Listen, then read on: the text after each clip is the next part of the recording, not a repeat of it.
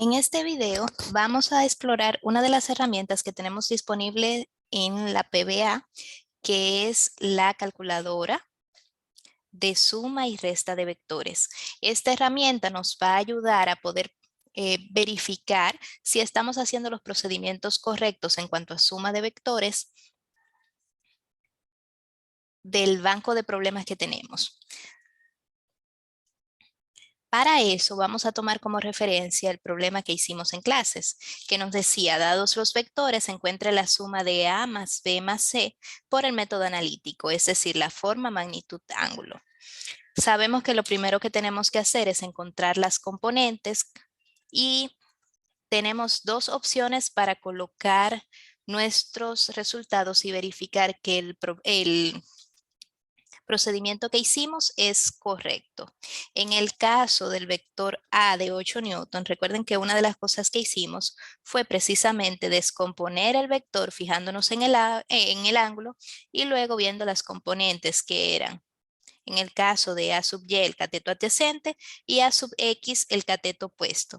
Los resultados nos dieron A sub X, recuerden que estamos trabajando dentro del tercer cuadrante y por lo tanto A sub X está asociado con la parte del eje X que es negativo y por eso colocamos el símbolo aquí y vamos a tener entonces menos 8 newton, que es el módulo, multiplicado por el seno de 45 y eso nos da menos 5.66. En el caso de A sub Y es el cateto adyacente y tendremos entonces menos A coseno de el ángulo, es decir, menos 8 coseno de 45, recordando que estamos en la parte negativa del eje Y, por eso el signo, y tendremos menos 5.66.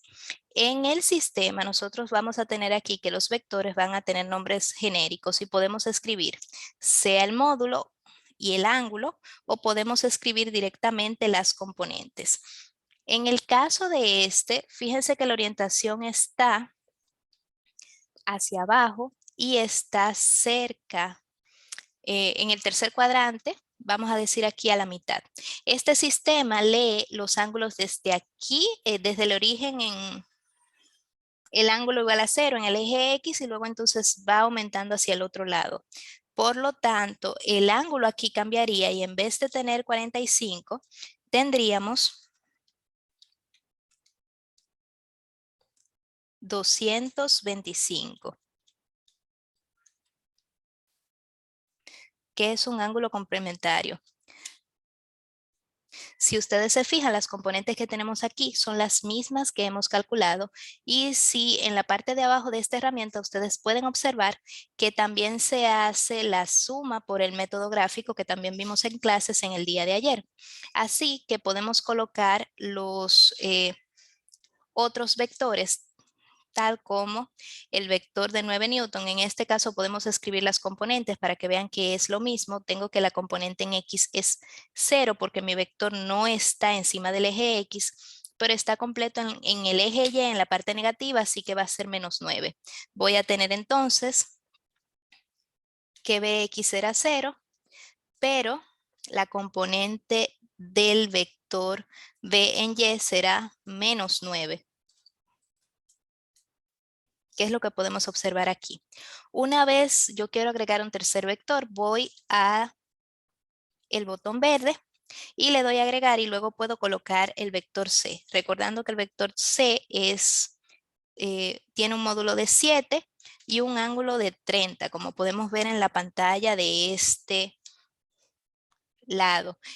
Y fíjense que los componentes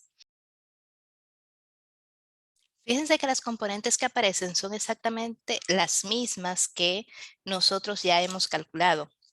Entonces es una excelente herramienta para verificar nuestros resultados. Si ustedes se fijan aquí, vamos a tener que los valores de Rx y R sub Y, que son